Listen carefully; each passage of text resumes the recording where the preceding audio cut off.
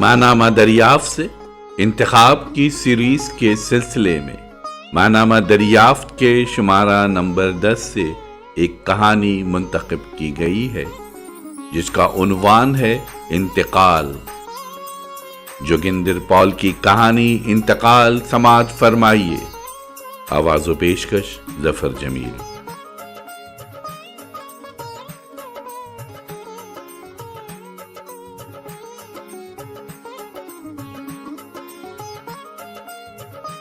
کہانی کار بابا اپنے آخری دموں پر تھا۔ اس نے اتنی کہانیاں لکھی تھیں جتنے اس کی گھنی داڑھی کے سفید بال۔ مانو اس کی باتیں منہ سے نکل کر وہیں اس کے چہرے میں بستی چلی گئیں، حتیٰ کہ اس کی پہچان بس اس کی یہی داڑھی ہو کر رہ گئی جس میں وہ خود آپ نامعلوم کہاں غائب تھا۔ کہانی کار بابا ہمیشہ اوروں کو جیا کیے تھا، ہاں ان کے سوا اور کنہیں جنہیں بھوگ کر اس نے اپنی ساری کہانیاں لکھی تھیں، اور اب وہ آخری سانس لے رہا تھا۔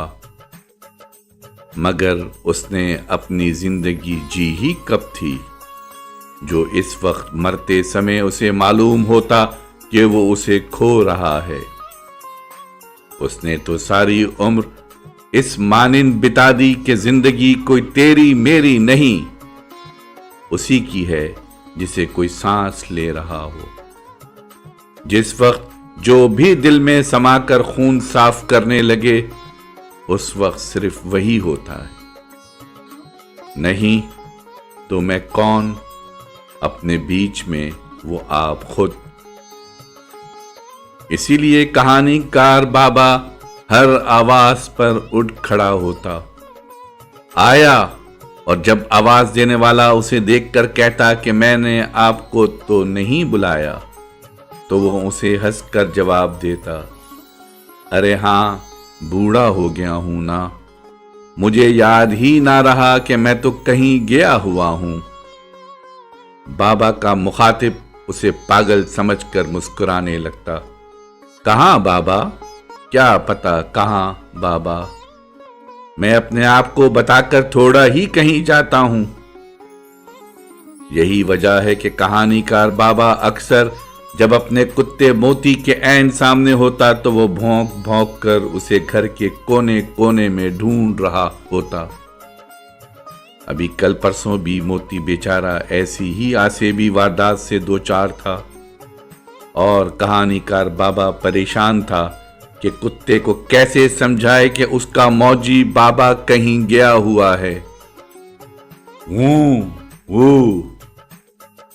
ارے بھائی کب تک بھوکے پیٹ بھونکتے رہو گے، آؤ لو کھا لو، بڑا مزیدار گوشت ہے۔ بابا کے ہاتھ سے کھاؤ گے؟ بابا بے بس ہو گیا۔ ہاں میں ہوں کیا جو میرے ہاتھ سے کھاؤ گے، مگر بیٹا جو بھی ہوں بابا کے ہی بدن کا رکھوالا ہوں۔ ارے نہیں مورکھ، بابا کو کیا خبر، میں اس کے بدن کی دیکھ بھال کرتا ہوں، اسے تو اپنے بدن کی بھی خبر نہیں، بس جس بدن میں بھی رات آلے وہ وہیں لمبی تان لیتا ہے۔ ہاں اسی لیے تو کہہ رہا ہوں لو کھا لو، اور اس ہرجائی کا انتظار مت کرو۔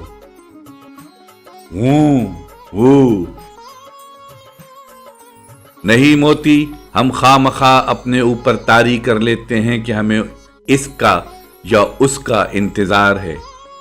انتظار دراصل ہمیں اسی کا ہوتا ہے جو آ جاتا ہے۔ ہاں بھائی، انتظار دراصل تمہیں میرا تھا، یعنی کسی کا بھی، کیونکہ میں کوئی بھی نہیں۔ ہاں بابا، میں بابا نہیں ہوں، مگر تمہیں تو صرف کھانا کھانا ہے، سو کھاؤ، لو کھاؤ، بھونک بھونک کر ہی کھاتے جاؤ، ورنہ جیو گے کیسے؟ ہاں بابا، مرنا بھی چاہتے ہو تو کھائے بغیر مرو گے بھی کیسے؟ हूं। निरे कुत्ते हो, मेरी बातें तुम्हारी समझ में कैसे आएं? कहानीकार बाबा ने मोती को प्यार से गोद में ले लेना चाहा, मगर वो बदस्तूर भौंकते हुए पीछे हट गया।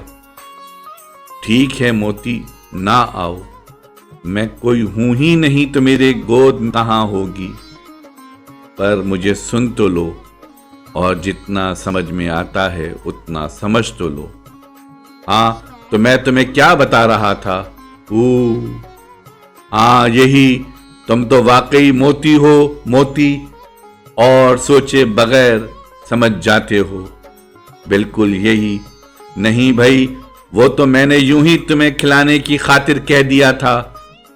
कोई खाने से जिंदा रहता है, न खाने से मरता है। मेरी तरफ देखो, मैंने कभी कुछ नहीं खाया, फिर भी देखो तुम्हारे सामने जिंदा बैठा हूं। नहीं भाई मेरे, तुम्हारे कहानीकार बाबा को तो अपने तन की भी सिद्ध नहीं। वो मुझे खाने पीने से क्यों रोकेगा? मैं तो चाहूं तो तुम्हारे बाबा के बदन को भी उड़ा ले जाऊं। तुम्हारे बाबा का सब कुछ मेरा है, पर मैं कोई हूं ही नहीं तो तेरा मेरा क्या? समझ रहे हो ना? हूं। हाँ ठीक है, समझ कर भी हमें भौंकना होता है और ना समझ कर भी। जी भर के भौंक लो, और भौंक भौंक कर थक जाओ तो खाने पर सर झुका लो। बड़ा मजेदार गोश्त है। नहीं, मैंने कभी नहीं खाया, मगर बाबा खाता है तो उसका जायका मेरे मुंह में भर आता है। मगर मैं तो आपको ये बता रहा था कि कहानीकार बाबा आखिरी दमों पर आ पहुंचा है, और उसका कुत्ता मोती इस वक्त अपनी पिछली 2 टांगों पर उसके बिस्तर के पायती फर्श पर बैठा है।